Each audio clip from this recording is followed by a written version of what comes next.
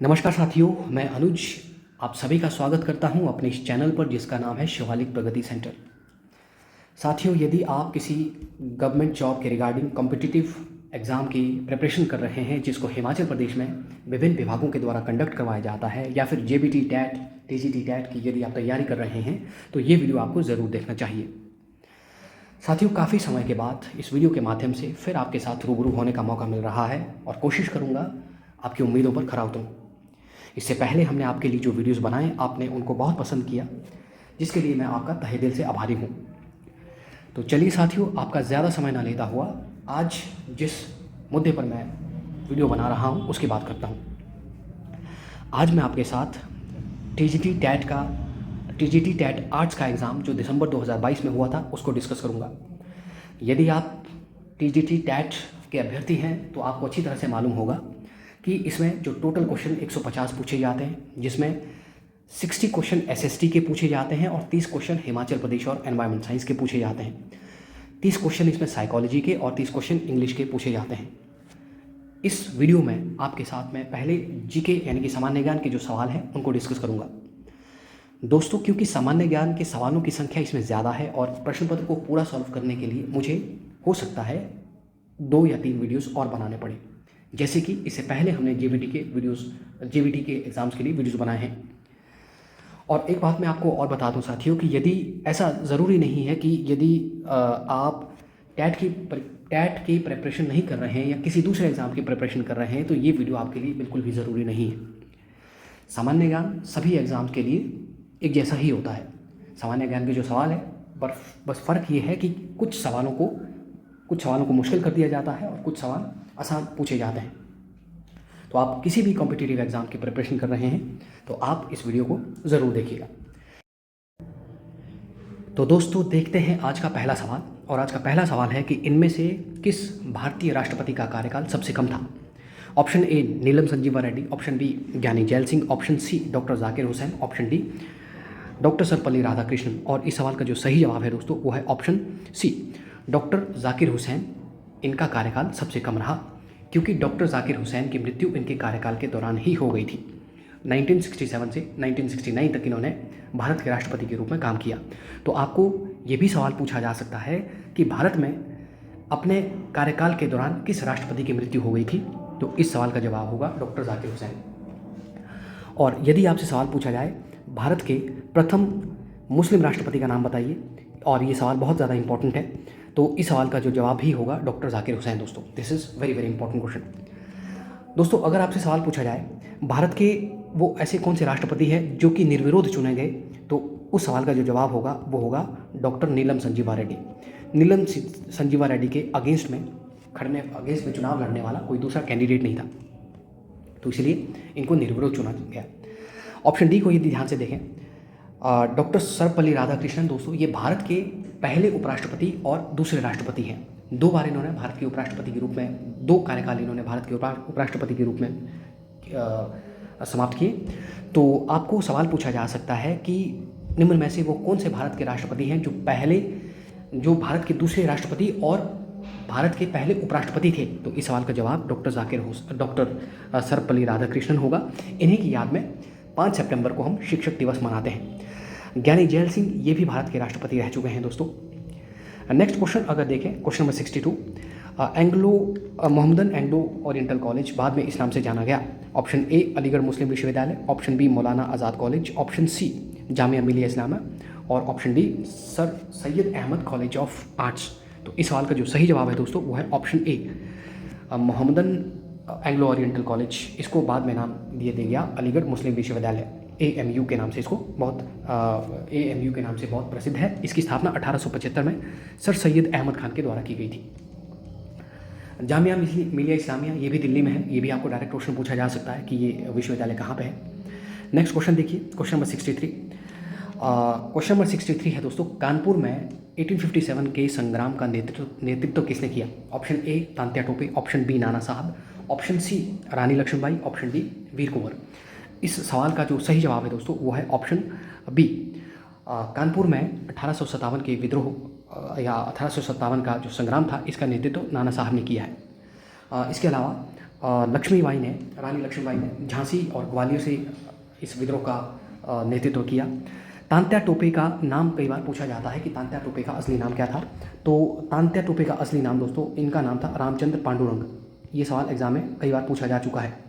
रामचंद्र पांडुरंग जो है तांत्या टोपे का ही नाम है। और वीर कुंवर सिंह ये बिहार जगदीशपुर से इन्होंने 1857 के विद्रोह का नेतृत्व किया बिहार। तो ये भी आपको सवाल पूछा जा सकता है। Next question number 64। Question number 64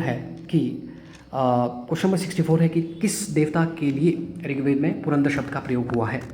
option A Indra, option B Agni, option C Varuna, option D Soma. और इस सवाल का जो सही जवाब है वो है ऑप्शन ए, इंद्र के लिए ऋग्वेद में पुरंदर शब्द का इस्तेमाल किया गया है। ऋग्वेद में इंद्र के लिए, ऋग्वेद में जो 1028 मंडल है उनमें से 250 श्लोक जो है ऋग्वेद में इंद्र के लिए लिखे गए। तो यदि आपको सवाल पूछा जाए कि ऋग्वैदिक काल का सबसे प्रमुख देवता कौन है, तो इस सवाल का जवाब भी इंद्र ही होगा। इंद्र को पुरंदर या युद्ध का देवता कहा जाता है दोस्तों। इसके अलावा अग्नि जो है इसको यज्ञों का देवता कहा जाता है। अग्नि का ये कार्य है, हम इंसानों के संदेश वो भगवान तक पहुंचाने का काम ये करते थे। इसके अलावा सोम को वनस्पतियों का देवता कहा जाता है। इंद्र के बाद जो सबसे ज़्यादा श्लोक ऋग्वेद में लिखे गए हैं दोस्तों, वो अग्नि के लिए लिखे गए हैं। ये भी आपको सवाल पूछा जा सकता है। आपको एग्जाम में सवाल पूछा जा सकता है कि ऋग्वेद के किस मंडल में सोम का जिक्र किया गया है। तो ऋग्वेद में जो टोटल 10 मंडल है उनमें से 9वें मंडल में सोम शब्द का जिक्र किया गया है। तो ये भी आपको एग्जाम में सवाल पूछा जा सकता है। आपको सवाल पूछा जा सकता है जो गायत्री मंत्र है, गायत्री मंत्र ऋग्वेद के कौन से मंडल में लिखा गया है, किस मंडल में गायत्री मंत्र का जिक्र है। तो गायत्री मंत्र का जिक्र ऋग्वेद के 3रे मंडल में है दोस्तों। और आपसे ये भी पूछा जा सकता है कि ऋग्वेद का जो 3रा मंडल है या गायत्री मंत्र किसने लिखा, तो ऋषि विश्वामित्र ने गायत्री मंत्र को लिखा है दोस्तों। ऋषि विश्वामित्र ने ऋग्वेद का जो 3रा मंडल है उसको लिखा है। तो गायत्री मंत्र भी ऋषि विश्वामित्र के द्वारा लिखा गया है। नेक्स्ट क्वेश्चन है, भारत में संसद में संयुक्त अधिवेशन की अध्यक्षता कौन करता है। ऑप्शन ए भारत का राष्ट्रपति, ऑप्शन बी भारत का उपराष्ट्रपति, ऑप्शन सी लोकसभा का अध्यक्ष, ऑप्शन डी भारत का प्रधानमंत्री। इस सवाल का जो सही जवाब है दोस्तों वो है ऑप्शन सी। संयुक्त अधिवेशन की अध्यक्षता जो है लोकसभा का सभापति या लोकसभा के जो अध्यक्ष होते हैं वो संयुक्त अधिवेशन की अध्यक्षता करते हैं। लेकिन यदि आपसे सवाल पूछा जाए संयुक्त अधिवेशन को बुलाता कौन है, तो इस सवाल का जो जवाब होगा, सवाल का जवाब होगा भारत के राष्ट्रपति। ध्यान रखिएगा, ये सवाल बहुत ज़्यादा इंपॉर्टेंट है। संयुक्त अधिवेशन को कौन बुलाता है, तो इस सवाल का जवाब होगा भारत के राष्ट्रपति। और संयुक्त अधिवेशन में अध्यक्षता कौन करता है, इस सवाल का जो जवाब होगा वो होगा लोकसभा के अध्यक्ष। नेक्स्ट क्वेश्चन देखिए, क्वेश्चन नंबर 66 है कि भारत का बिस्मार्क कौन था। Option A Gokhale, option B Tilak, option C Sardar Patel, option D Annie Besant. और इस सवाल का जो सही जवाब है वो है ऑप्शन सी। भारत के बिस्मार्क जो है वो है सरदार वल्लभ भाई पटेल। सरदार वल्लभ भाई पटेल को भारत का बिस्मार्क इसलिए कहते हैं क्योंकि सरदार वल्लभ भाई पटेल ने भारत का एकीकरण किया है। भारत का एकीकरण किया सरदार वल्लभ भाई पटेल ने, क्योंकि जिस समय भारत आज़ाद हुआ उस समय भारत में तकरीबन 600 रियासतें थी, जिसमें 48 रियासत जो है पाकिस्तान चली गई और 552 रियासतों जो है हिंदुस्तान में रह गई। इन 552 रियासतों को एक भारत में जोड़ने का जो काम किया है वो सरदार पटेल ने किया।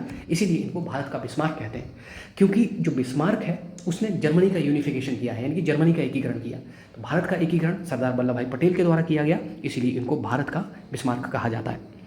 सरदार वल्लभ भाई पटेल को आपको ज्ञात होगा भारत का लौह पुरुष भी कहते हैं, iron man of India. This is again very very important, Bharat का लौह पुरुष सरदार वल्लभ भाई पटेल। क्योंकि इन्होंने भारत का एकीकरण किया, इसीलिए जो राष्ट्रीय एकता दिवस है, राष्ट्रीय एकता दिवस सरदार वल्लभ भाई पटेल की याद में मनाया जाता है और ये 31 अक्टूबर को मनाते हैं।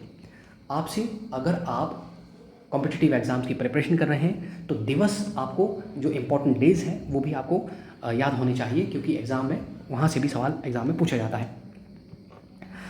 नेक्स्ट क्वेश्चन है दोस्तों, कौन सा उद्योग सनराइज उद्योग के नाम से जाना जाता है। ऑप्शन ए सूती उद्योग, ऑप्शन बी सूचना प्रौद्योगिकी, ऑप्शन सी कोयला उद्योग, option D insurance.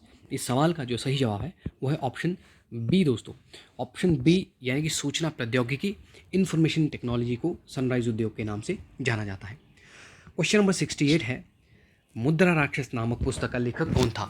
Option A Kautilya, option B Vishakhadatta, option C Banabhatta, option D Kalidasa. तो इस सवाल का जो सही जवाब है वो है ऑप्शन बी, विशाख दत्त के द्वारा लिखी गई है पुस्तक मुद्रा राक्षस। ऑप्शन ए को यदि हम देखें दोस्तों, ऑप्शन ए जो कौटिल्य है इनको हम विष्णुगुप्त के नाम से भी जानते हैं। विष्णुगुप्त और चाणक्य भी इन्हीं को कहते हैं। मतलब कि चाणक्य के ही ये 3 अलग अलग नाम हैं। एग्जाम में सवाल पूछा जाता है कि विष्णुगुप्त किसका नाम है, तो विष्णुगुप्त चाणक्य का ही नाम है। और चाणक्य के द्वारा, चाणक्य जो है ये चंद्रगुप्त मौर्य के गुरु थे। चंद्रगुप्त मौर्य, चंद्रगुप्त मौर्य जो है ये भारत में जो मौर्य साम्राज्य की स्थापना की है वो चंद्रगुप्त मौर्य के द्वारा ही की गई है, जो कि अशोक के दादा थे। तो चंद्रगुप्त मौर्य से मौर्य राज्य की स्थापना जो करवाई है वो चाणक्य ने ही करवाई है। चाणक्य ने एक किताब लिखी है, उस किताब का नाम है अर्थशास्त्र। अर्थशास्त्र, ध्यान रखें, ये जो अर्थशास्त्र किताब जिसको कि चाणक्य के द्वारा लिखा गया है, कौटिल्य के द्वारा लिखा गया है, ये राजनीति से प्रेरित किताब है। ये इकोनॉमिक्स की बुक नहीं है। एग्जाम में आपको सवाल पूछा जा सकता है। ऑप्शन सी को यदि ध्यान से देखें, ऑप्शन सी है बाणभट्ट। बाणभट्ट ने जो किताब लिखी है दोस्तों, बाणभट्ट के द्वारा जो किताब लिखी गई है उस किताब का नाम है हर्षचरित। हर्षचरित, तो ये जो हर्षचरित पुस्तक है ये राजा हर्षवर्धन के बारे में है। हर्षवर्धन, जिसको मैंने पहले भी आपको बताया था, भारत में एक वंश हुआ पुष्यभूति वंश, जिसको हम वर्धन वंश भी कहते हैं। तो हर्षवर्धन के बारे में ही ये किताब बाणभट्ट के द्वारा लिखी गई है, हर्षचरित। आपको सवाल पूछा जा सकता है कि बाणभट्ट किसका दरबारी कवि था, तो बाणभट्ट जो है वो हर्षवर्धन का ही दरबारी कवि था, जिसके कार्यकाल में भारत में ह्यून-त्सांग ने यात्रा की थी। ऑप्शन डी है कालिदास। कालिदास की जो रचनाएं हैं दोस्तों, सबसे प्रमुख रचनाएं कालिदास की जो हैं वो है मेघदूत। मेघदूत हो गया, और अभिज्ञान शकुंतलम हो गया, मालविकाग्निपुत्रम हो गया, ये कालिदास की रचनाएं हैं। नेक्स्ट क्वेश्चन देखें, क्वेश्चन नंबर 69।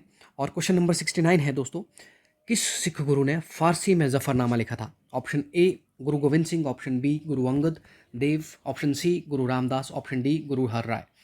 तो इस सवाल का जो सही जवाब है वो है ऑप्शन ए, गुरु गोविंद के द्वारा जफरनामा। जफरनामा ये एक तरह का विजय पत्र जो इन्होंने औरंगजेब को लिखा था। तो ये जफरनामा जो गुरु गोविंद सिंह के द्वारा लिखा गया था।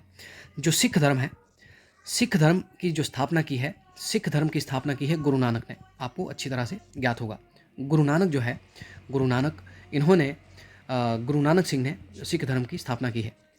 तो सिख धर्म में टोटल जो गुरु हुए हैं 10। सिखों के जो पहले गुरु हैं वो है गुरु नानक, और सिखों के जो अंतिम गुरु हैं वो है गुरु गोविंद सिंह।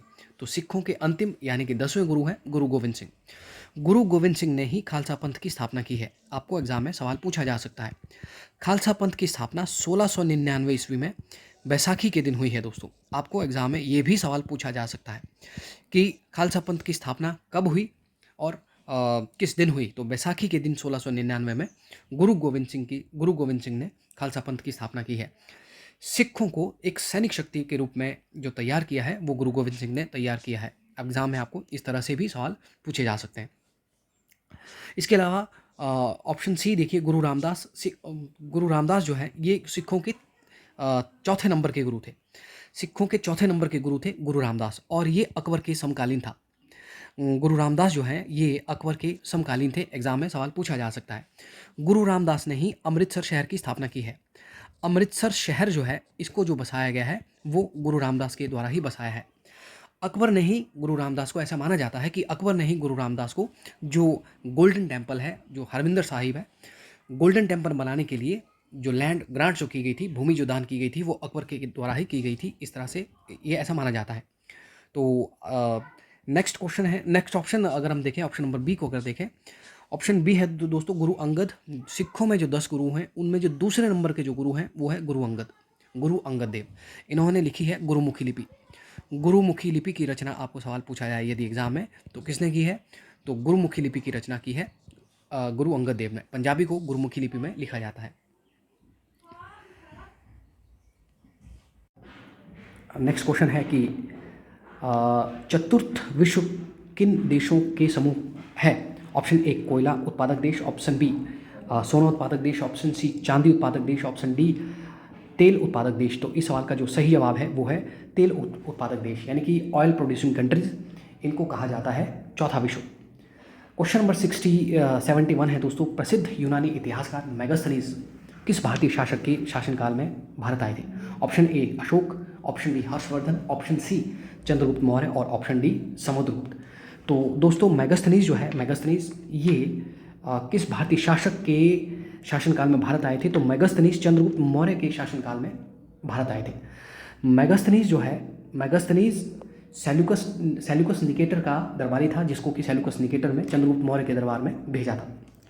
दोस्तों 305 ईस्वी पूर्व में, देखिए अगर आपको ध्यान हो, जो सिकंदर है, सिकंदर यानी कि अलेक्जेंडर, सिकंदर भारत आया 326 ईस्वी पूर्व और उसकी मृत्यु 323 ईस्वी पूर्व हो जाती है। सिकंदर का अधूरा सपना कहिए या फिर सिकंदर के सेनापति थे। सिकंदर का एक सेनापति था जिसका नाम था सेल्यूकस निकेटर। सेल्यूकस निकेटर, क्योंकि ये सिकंदर का सेनापति था, सिकंदर के साथ भारत आया था। सिकंदर की मृत्यु के बाद सिकंदर का साम्राज्य उसके सेनापतियों के बीच में बंट गया। उन सेनापतियों में से एक सेनापति है सेल्यूकस निकेटर। इसने भारत में 305 ईस्वी पूर्व दोबारा इसने लड़ाई की, जिसको हम हाइडेस्पीस का युद्ध या झेलम की लड़ाई कहते हैं। उस युद्ध में माफ़ करें दोस्तों, झेलम की लड़ाई उसको नहीं कहते। झेलम की लड़ाई, सिकंदर जब 326 ईस्वी पूर्व भारत आया था तो सिकंदर की भारत में सिंध प्रांत जो है, सिंध प्रांत के एक राजा थे पोरस, उनके साथ 326 ईस्वी पूर्व जो युद्ध हुआ था उस लड़ाई का नाम है झेलम की लड़ाई या फिर हाइडेस्पीस का युद्ध। तो जैसे मैं आपको बता रहा था कि 305 ईस्वी पूर्व सिकंदर की सेना का ही एक सेनापति, सिकंदर का अधूरा सपना या फिर अपनी महत्वाकांक्षाओं को पूरा करने के लिए दोबारा भारत आया। लेकिन उस समय भारत में जो राज कर रहे थे चंद्रगुप्त मौर्य। तो चंद्रगुप्त मौर्य और सेल्यूकस निकेटर के बीच में युद्ध होता है। उसके बाद एक संधि होती है, जिस संधि के तहत सेल्यूकस निकेटर अपने एक दरबारी को, जिसका नाम है मेगास्थनीज, उसको चंद्रगुप्त मौर्य के दरबार में सेवा के लिए भेज देते हैं। और ये माफ़ कीजिएगा, ये जो मेगास्थनीज है इसने एक किताब लिखी, उस किताब का नाम है इंडिका, और ये भी बहुत ज़्यादा ज़रूरी सवाल है। इसके अलावा दोस्तों चंद्रगुप्त और अशोक के बीच में आपको रिलेशन पूछा जा सकता है। चंद्रगुप्त के बेटे जो थे उनका नाम है बिंदुसार और बिंदुसार का बेटा है अशोक। एक बात का ध्यान रखिए, चंद्रगुप्त जैन धर्म को मानता था। ये भी आपको सवाल पूछा जा सकता है कि चंद्रगुप्त किस धर्म को मानते थे? तो चंद्रगुप्त मौर्य जो है ये जैन धर्म को मानता था और अशोक जो है, अशोक ये बौद्ध धर्म को मानता था। ये इनमें डिफरेंस है। इसके अलावा हर्षवर्धन से यदि दोस्तों आपको सवाल पूछा जाए तो हर्षवर्धन जो है ये एक वंश जिसने भारत में राज किया, जिसका नाम है पुष्यभूति वंश। इसमें कुछ राजाओं ने राज किया, जिसमें से सबसे प्रसिद्ध राजा जो है वो है हर्षवर्धन। हर्षवर्धन एक राजा होने के साथ साथ एक उच्च कोटि के कवि और नाटककार थे। हर्षवर्धन की कुछ रचनाएं हैं जिनमें से आपको एग्ज़ाम में पूछा जा सकता है, जैसे नागनंद हो गया, नागनंद हो गया, प्रियदर्शिका हो गया या रत्नावली हो गया। ये आपको पूछा जा सकता है किसकी रचना है। नागनंद हो गया, रत्नावली हो गया और प्रियदर्शिका। इसके अलावा दोस्तों हर्षवर्धन के ही कार्यकाल में एक चीनी यात्री भारत आया था, उसका नाम है ह्यूनसांग। हर्षवर्धन के ही दरबार में हर्षवर्धन के कार्यकाल, जिस समय हर्षवर्धन राज कर रहा था उस समय चीनी यात्री ने भारत यात्रा की, जिसका नाम है ह्यूनसांग। ध्यान दीजिएगा, ये ह्यूनसांग है, ये फाहयान नहीं है। अगर आपको सवाल पूछा जाए चीनी यात्री फाहयान किस समय पर भारत आया, तो फाहयान जिस समय आया उस समय भारत में जो राज कर रहा था एक गुप्त वंश का एक राजा था, जिसका नाम है चंद्रगुप्त द्वितीय, या फिर जिसको हम चंद्रगुप्त द्वितीय को विक्रमादित्य के नाम से भी जानते हैं। उसके कार्यकाल में फाहयान भारत आया और हर्षवर्धन के कार्यकाल में ह्यूनसांग भारत आया। तो ये आपको सवाल पूछा जा सकता है। इसके अलावा हर्षवर्धन जो है, ध्यान रखना, ये भी बौद्ध धर्म को मानता था, क्योंकि जो बौद्ध धर्म है, बौद्ध धर्म बाद में दो शाखाओं में बंट गया। एक शाखा है हीनयान और दूसरी शाखा है महायान। तो आपको सवाल पूछा जा सकता है कि जो हर्षवर्धन है ये बौद्ध धर्म की कौन सी शाखा को मानता था? तो हर्षवर्धन बौद्ध धर्म की जो महायान शाखा को मानता था। इसके अलावा दोस्तों समुद्रगुप्त को भारत का नेपोलियन कहते हैं। ये भी बहुत ज़्यादा ज़रूरी सवाल है। उम्मीद करता हूँ ये सवाल आपको आता होगा, भारत का नेपोलियन समुद्रगुप्त। और कभी कभी एग्ज़ाम में सवाल पूछा जाता है कि जो समुद्रगुप्त यानी कि गुप्तों के समय पर कुछ सिक्के मिले हैं, उन सिक्कों में समुद्रगुप्त को वीणा बजाते हुए दिखाया गया है। और समुद्रगुप्त जो है ये भी उच्च कोटि का कवि था और ये कविराज के नाम से कविताएं लिखता था। ये सवाल भी एग्जाम में पूछा जा चुका है कि समुद्रगुप्त किस नाम से कविताएं लिखता था, तो इस सवाल का जवाब होगा कविराज। नेक्स्ट देखिए क्वेश्चन नंबर 72, और क्वेश्चन नंबर 72 है दोस्तों, चौथ क्या था? ऑप्शन ए औरंगजेब के द्वारा लगाया गया एक धार्मिक कर, ऑप्शन बी रजिया बेगम द्वारा लगाया गया एक मार्ग कर, ऑप्शन सी और अकबर द्वारा लगाया गया एक सिंचाई कर, ऑप्शन डी शिवाजी द्वारा पड़ोसी देशों पर लगाया गया भूमि कर। तो इस सवाल का जो सही जवाब है वो ऑप्शन डी है, चौथ जो है, चौथ और सरदेशमुखी जो है ये मराठाओं के द्वारा जो पड़ोसी राज्य हैं उन पर लगाया गया एक भूमि कर है। औरंगजेब ने एक धार्मिक कर जो शुरू किया था उसका नाम है जजिया कर जो है। हालांकि ये जजिया कर भारत में सबसे पहले लगाया था मोहम्मद बिन कासिम ने, जिसने 712 ईस्वी में सबसे पहला मुस्लिम आक्रमणकारी जो मोहम्मद बिन कासिम भारत में आक्रमण करने वाला पहला मुस्लिम आक्रमणकारी मोहम्मद बिन कासिम 712 ईस्वी में इसने भारत पर आक्रमण किया। जजिया कर को भी भारत में इंट्रोड्यूस मोहम्मद बिन कासिम ने ही किया था, लेकिन बाद में कुछ राजाओं ने इसको बंद कर दिया। जिस तरह से अकबर ने जजिया कर को बंद कर दिया, ये जो गैर मुस्लिम लोग थे भारत में उनसे ये कर लिया जाता था, तो औरंगजेब ने इस कर को दोबारा शुरू किया था। क्वेश्चन नंबर 57 है दोस्तों, क्वेश्चन नंबर 73 है 1857 के विद्रोह के समय भारत का गवर्नर जनरल कौन था? Option A lord Canning, option B lord Dalhousie, option C lord William Bentinck, option D lord Ripon. और इस सवाल का जो सही जवाब है दोस्तों वो है ऑप्शन ए लॉर्ड कैनिंग जो है, ऑप्शन ए लॉर्ड कैनिंग जो है ये थे भारत में 1857 के समय भारत के गवर्नर जनरल। 1857 के समय ये भारत के गवर्नर जनरल थे, लेकिन उसके बाद 1858 के बाद भारत में ब्रिटिश राज शुरू हुआ। ब्रिटिश राज जो है भारत में शुरू हुआ। उसके बाद लॉर्ड कैनिंग जो है इन्हीं को भारत का पहला वायसराय भी बनाया गया। तो आपको सवाल पूछा जा सकता है भारत के पहले वायसराय कौन थे, ये भी सवाल आपको पूछा जा सकता है। तो भारत के पहले वायसराय लॉर्ड कैनिंग ही थे दोस्तों। लॉर्ड डलहौजी लॉर्ड कैनिंग से पहले भारत के गवर्नर जनरल थे, मतलब ईस्ट इंडिया कंपनी के भारत में ही गवर्नर जनरल के तौर पर इन्होंने काम किया लॉर्ड डलहौजी ने। लॉर्ड डलहौजी से कई सवाल आपको एग्जाम में पूछे जा सकते हैं। आपको सवाल पूछा जा सकता है भारतीय रेलवे का जनक किसको कहते हैं, ठीक है, तो इस सवाल का जवाब होगा लॉर्ड डलहौजी। आपको सवाल पूछा जा सकता है हड़प की नीति भारत में किसने चलाई? हड़प की नीति जिसको डॉक्ट्राइन ऑफ लैप्स भी कहते हैं या फिर व्यवगत का सिद्धांत भी इसको कहते हैं। इसका मतलब है कि जिन राजा या रानी का अपना पुत्र नहीं होगा तो वो जो गोद लिया हुआ पुत्र है वो उनका उत्तराधिकारी नहीं हो सकता। तो ये हड़प की नीति लॉर्ड डलहौजी के द्वारा शुरू की गई है। इसके अलावा भारतीय डाक सेवा का जनक भी लॉर्ड डलहौजी को ही कहा जाता है। हिंदुस्तान तिब्बत रोड का निर्माण किसने किया? लॉर्ड डलहौजी ने ही हिंदुस्तान तिब्बत रोड का निर्माण किया दोस्तों। ये भी आपको सवाल एग्जाम में पूछे जा सकते हैं।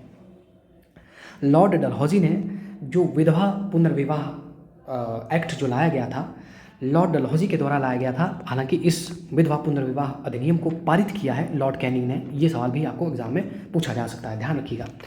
विलियम बेंटिक ये भारत के पहले गवर्नर जनरल थे दोस्तों, भारत के प्रथम गवर्नर जनरल आपको पूछा जाए तो विलियम बेंटिक के द्वारा जो कुछ काम किए गए हैं, एक तो इन्होंने सती प्रथा का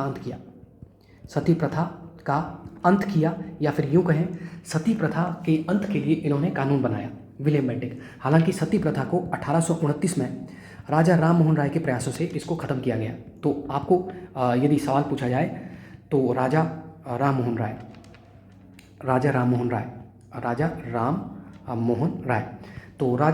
राय के प्रयासों से 1829 में सती प्रथा को ख़त्म किया गया। इसके लिए जो कानून बनाया वो विलियम बेंटिक ने बनाया।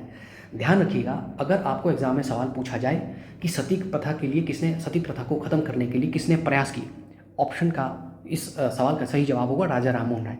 लेकिन अगर सवाल पूछा जाए सती प्रथा का अंत करने के लिए या सती प्रथा के लिए किसने कानून बनाया, तो इस सवाल का जवाब होगा दोस्तों विलियम बेंटिक के द्वारा भारत में अंग्रेजी आधुनिक शिक्षा प्रणाली की शुरुआत हुई है। ये भी आपको सवाल पूछा जा सकता है, भारत में आधुनिक शिक्षा प्रणाली का जनक किसको कहा जाता है? इस सवाल का जवाब होगा विलियम बेंटिक, और ये 1835 में हुआ है, 1833 में। इसके अलावा ऑप्शन डी को यदि हम देखें दोस्तों, ऑप्शन डी है लॉर्ड रिपन। तो लॉर्ड रिपन से जो आपको एग्जाम में सवाल पूछे जा सकते हैं वो सवाल ये है कि लॉर्ड रिपन ने देखिए दो तीन काम जो मेरे को अभी ध्यान में आ रहे हैं। जो सिविल सेवाएं होती थी, जो सिविल सर्विसेज होती थी, सिविल सर्विसेज की जो एज है पहले होती थी 21 ईयर्स, 21 साल। हालांकि आज भी इसकी जो उम्र है वो 21 साल ही है। 21 साल से 21 साल से अधिक जिनकी उम्र है तो 21 साल का जो व्यक्ति हो जाता है वो सिविल सर्विस की एग्ज़ाम दे सकता है। तो सिविल सर्विसेज के एग्ज़ाम्स की एज को 21 साल से घटा करके 19 साल एक लॉर्ड रिपन से पहले एक भारत के वायसराय थे, उनका नाम था लॉर्ड लिटन। लॉर्ड लिटन और लॉर्ड लिटन ने एक तो सिविल सेवाओं की उम्र, सिविल सेवाओं को देने के लिए जो अभ्यर्थी हैं उनकी उम्र घटा दी थी। और दूसरा, लॉर्ड लिटन ने एक कानून लाया था जिसको कहा जाता है vernacular press act. Vernacular press act, इसको हम देशी भाषा के समाचार पत्र अधिनियम भी इसको कहते हैं। तो वर्नैकुलर प्रेस एक्ट को लेके आया था लॉर्ड लिटन, लेकिन इस एक्ट को समाप्त किया था लॉर्ड रिपन ने। और सिविल सेवाओं के लिए दोबारा से उम्र 19 साल से बढ़ा करके 21 साल भी की थी लॉर्ड रिपन ने। तो ये आपको इस तरह से सवाल पूछे जा सकते हैं। रिपन हॉस्पिटल शिमला में है। 1884 के आसपास इसको बनाया गया था मेरे ख्याल से। 1884 या 1882 के आसपास बनाया गया था। आप इसको चेक कर लीजिए, वो लॉर्ड रिपन के ही नाम से है। क्वेश्चन नंबर 74 है दोस्तों, आनंद मठ के लेखक कौन है? Option A Rabindranath Tagore, option B Bankim Chandra Chatterjee, option C Sarojini Naidu, option D Aurobindo Ghosh. और इस सवाल का जो सही जवाब है दोस्तों वो है ऑप्शन बी बंकिम चंद्र चटर्जी जो है इन्होंने लिखा है आनंद मठ। और इसी आनंद मठ में एक कविता है, वो है वंदे मातरम, जो कि भारत का राष्ट्रगीत है। तो वो आनंद मठ से लिया गया है। ये सवाल आपको मैंने पहले भी कहा था कि एग्ज़ाम में पुस्तकें पूछी जाती है, और यही एग्ज़ाम में आप देखिएगा 2 पुस्तकें पूछी गई है। एक आपको जो पुस्तक पूछी गई थी वो अगर आप पीछे देखें तो एक सवाल पूछा गया था जिसमें मैंने आपको बताया था कौटिल्य के बारे में, मानभट्ट के बारे में। उसमें पूछा गया था मुद्रा राक्षस किसने लिखी है। तो रविंद्रनाथ टैगोर ने एक पुस्तक लिखी है। हालांकि रविंद्रनाथ टैगोर की रचनाएं बहुत सारी हैं, तो सबसे फेमस जो है वो है गीतांजलि, जिसके लिए 1913 में भारत के लिए पहला नोबेल पुरस्कार साहित्य के क्षेत्र में रविंद्रनाथ टैगोर को मिला। रविंद्रनाथ टैगोर को विश्व कवि भी कहते हैं, रविंद्रनाथ टैगोर को गुरुदेव भी कहते हैं। रविंद्रनाथ टैगोर ने पश्चिम बंगाल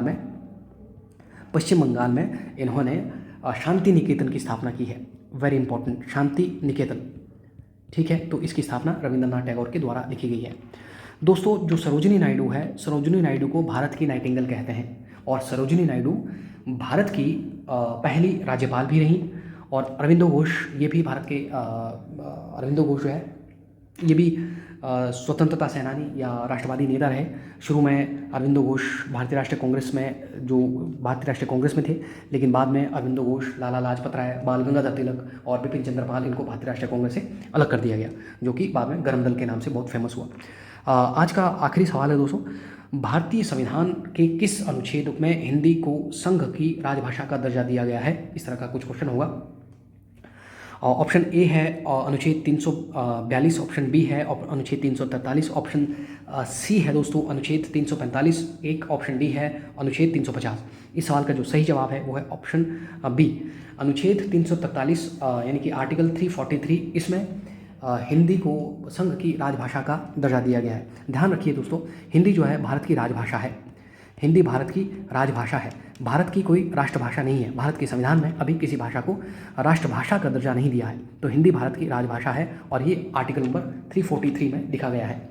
भारत के संविधान ने 22 भाषाओं को आधिकारिक भाषाओं का दर्जा दिया गया है। और अगर आपको पूछा जाए भाषाएं भारत के संविधान की किस अनुसूची में है, तो भारत के संविधान की 8वीं अनुसूची जो है, 8वीं अनुसूची, उसमें भाषाओं का जिक्र किया गया है। एक आर्टिकल 343 है, ये बहुत इंपॉर्टेंट है। एक आर्टिकल 243 है, ये भी बहुत इंपॉर्टेंट है। आर्टिकल नंबर 243 में, यानी कि आर्टिकल अनुच्छेद नंबर 243 में पंचायती राज का गठन है। पंचायती राज जिसको हम स्थानीय स्वशासन भी कहते हैं। तो दोस्तों, यदि आपको वीडियो पसंद आया, आप वीडियो को लाइक करें, शेयर करें, सब्सक्राइब करें। जो लोग कॉम्पिटिटिव एग्जाम की प्रिपरेशन कर रहे हैं उन तक ये वीडियो पहुंचाएं। तो इस वीडियो को दोबारा कंटिन्यू किया जाएगा। अगला वीडियो इसके लिए लेके आऊँगा बहुत जल्द। तब तक के लिए नमस्कार, जय हिंद, जय भारत।